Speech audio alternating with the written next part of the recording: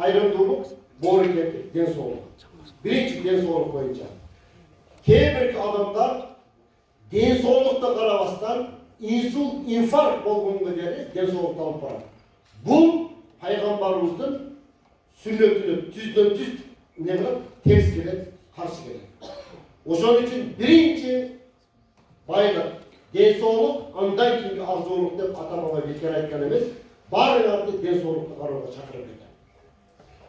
Тоюп жештен шарият кайтарат. Медицина кайтарабы, кайтарбайбы? Кайтарат. Мынеке. Тоюп өтө ашырып кекиртип жештен шарият кайтарат. Тоюп алып жатыштан дагы шарият кайтарат. Нанды жумшак жештен дагы шарият кайтарат. Ысык жештен дагы кайтарат. Шарият айтат, нанды катырып жеген, тамакты өтө жылуу ичпеген, тамак ичкен болсо үстүнө кайтып тамак ичпеген.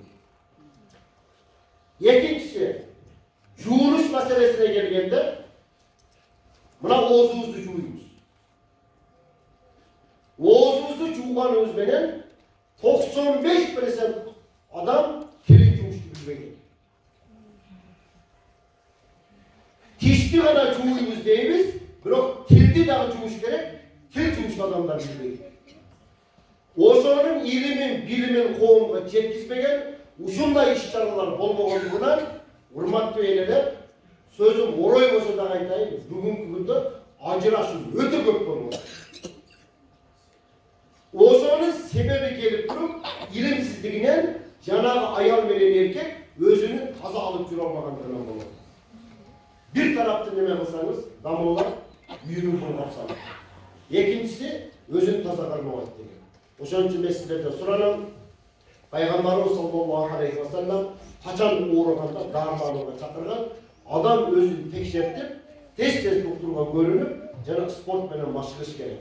Пайгамбар алейхиссалам, инналлаха ла юхиббул кисала, Аллах албетте Аллах жалкоо адамды жакшы көрөт экен. Ошон үчүн мен баарыңыздарды ден соолукка кароого, экинчиден тамакты сүннөткө дал келе турган аз-аздан жеп, кечиндесе тамак жебөөгө, ошону менен биргеликте бүтүн баарыңарды спортко чакырып